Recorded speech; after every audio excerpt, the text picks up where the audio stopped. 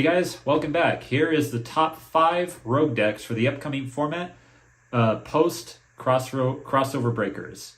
So we're just gonna go ahead and jump right into it. At number 5, I'm gonna put Runic here. Runic is in a very interesting spot. It has the potential to win so many games and have so many advantages with its floodgates and its interruptions, as well as its unique win condition. Not only that, but you're able to splash it into many different engines, such as the Fur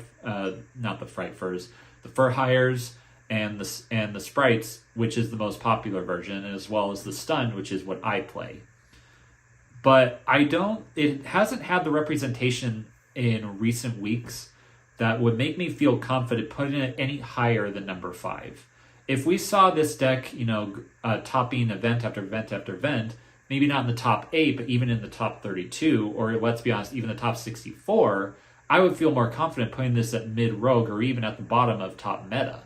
But as of right now, with its representation, I feel comfortable playing it in number 5. Now, number 4, Mimighouls. I've said before, and I'll die on this hill, that Mimighoul is probably the most underrated deck, probably of recent months, and probably going to be of the next format, because its strategy is just so unique that not a lot of decks can really handle or understand ways to go around it or play around the deck. Now, with that being said, it's the same thing as Runic. The representation isn't there, and that's sad for me to see, because the deck has such potential. It has such so many utilities at its disposal that not a lot of people are taking advantage of it, mostly because the deck doesn't have a lot of negations. The deck doesn't have many interruptions. Sure, it can stop your opponent from, playing the game at certain points if you enact certain strategies, and it has ways of, ripping cards out of the opponent's hand. No one likes that, but it's not, topological level, let's be honest. But the reason why at least my theory is, why people aren't steering more towards Mimighoul, a deck like Mimighoul, is because Fiendsmith is still around. People love their negations. Meta players love their interruptions and their omni-negates, which Mimighouls don't really do. So they just throw the deck to the wayside, wasting its potential that it has, and just favoring the one thing that everyone else is using. I mean, where's the creativity with this? Mimighoul has one of the best and most unique flip strategies this game has ever seen in its entire history, and no one is interested in doing it. I've run into maybe 1 or 2 people at my locals since the deck came out that have used Mimighouls, and they loved using it. I loved interacting with it. Sure, I had the hell of a time trying to beat it, and I got my ass kicked both times, if I'm being honest. But the deck was fun to play against. I would much rather fight 10 Mimighoul decks and lose every time to them than have to face one more Fiendsmith, Snake Eyes conglomerate, if I'm being honest. But rant aside, the deck is still good, but like I said, the representation isn't there, so I feel confident putting it in number 4. Now, this one is going to be a little bit out there, but hear me out for a second. I'm putting Labrynth here. Labrynth, without question, is probably the best trap-based strategy that this deck has ever seen, if not at least in the last 5 or 4 years, whenever the deck fully came out. I have not once in my entire time that this deck has came out that I have ever beaten this deck. Not online, not in real life, not on Master Duel. I have never once beaten this deck. Because the way that the deck, that could be with the decks that I run, are just not fit to go up against Labrynth. But it's not just what I've seen with my own interactions. It's what I've seen with other people's interactions. I've seen people go up against Labrynth with Ryzeal, with Malice. Online, obviously, not in real life. And I've seen them go up against them with Fiendsmith, with Snake Eyes, Fire Kings, all these other decks, and almost all the time they lose because of the way that Labrynth is able to consistently board spam and board control with their traps is mind-boggling. Not, I believe that Labrynth is in such a prime place to sweep the meta and claim top spots. And I guess it's the same thing with Mimighoul. People just aren't utilizing it because I guess meta players and combo players don't like running back row decks. It's such a sad sight because it's such wasted potential.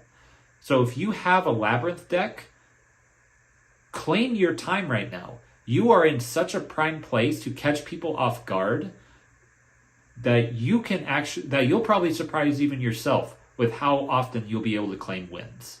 So I think that Labrynth is in a really good place right now. And if you have a deck, the deck core or even copies, take advantage of it because I guarantee you are not going to regret it. Now number 2 is going to be Sword Soul. This one is going to be a little bit of a stretch because with the new set, the level 10 archetype, I guess you could say the ritual based archetype in there, it has good synergy with Sword Soul. I've seen a few builds on it because one of the level 10s that is coming out in that set is a worm. And it has utility to work with the Sword Soul strategy because they are worms. Now, is that a bit of a far stretch? Sure. But the deck has synergy with it because it's able to act out on its own and get you the rank 10 that has an Omni Negate, while also at the same time being able to utilize your own Sword Soul strategies. Now, like I said, this is a bit far stretch. It does have a Sea Serpent and a Dinosaur monster too, so you could work with those archetypes too. It's the same argument. But Voiceless Voice also has a say in it because, again, it's also a ritual-based archetype. Now, do I think that Voiceless Voice might be a better pick with this archetype? Sure, probably. But like I said, I don't really like Voiceless Voice, and the representation and the history of it isn't really the best. Sword Soul has better synergy with it. It has a better representation, better reputation, and people just overall like Sword Soul better. So the next list, this could be completely gone and replaced with something else, but it's just a theory, but I think that Sword Soul is in a very good place with the new archetype. Now, number 1 is going to be Momentums, or Mementos, or however you like to say it.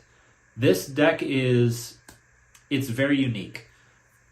I was not thinking about putting this on any of my lists today, but I faced this deck with Tempes at my last locals, and I got absolutely trounced. Mainly because, I'll admit it was due to my own ignorance. I did not really know how the deck functioned fully, and to be fair, my opponent really didn't either. He played the deck relatively well, but he was kind of learning as he was going because it was the first time he picked up the deck, which was 2 days prior to that. But even with those limitations, he was still able to get around my play strategies and was still able to beat me 2-0. I mean, I got to commend him for that. But this strategy is such a unique one because it's not just spam the graveyard and summon out a big beat stick. There's more to it than that. You can link climb, you can have back rows, you can have a not so much an Omni Negate, but an interruption in one of their fusion monsters. And not a lot of hand traps, probably aside from Nibiru, really hurts this deck that much. Because even with let me put it this way. It has like 5 different roads that it can go down. If it goes down one road and it gets cut off, it can branch off and go do something else with its plays. The only real thing that I found that could be a good interruption is if you stop their play immediately. Because if this deck gets any kind of gas or any kind of momentum, it's not going to stop. Pun, I see what you did there. It's not going to stop. Even if you throw a bunch of hand traps at it, it will still be able to make some kind of board. To this deck, there is no such thing as like a full stop or full turn shut off, aside from, stopping the very first play that they do. Also, maybe a D-shifter, but even then, it's a little iffy. Let's be honest. But yeah, I think Mementos are in a really good place right now, and I will not be surprised if I see them at the YCS Anaheim. But yeah, guys, if you guys enjoyed this video, please like, comment, subscribe, hit the bell down below for notifications, and stay tuned for the next video, which is going to be my personal favorite as always. But until then, we'll catch you guys in the next one.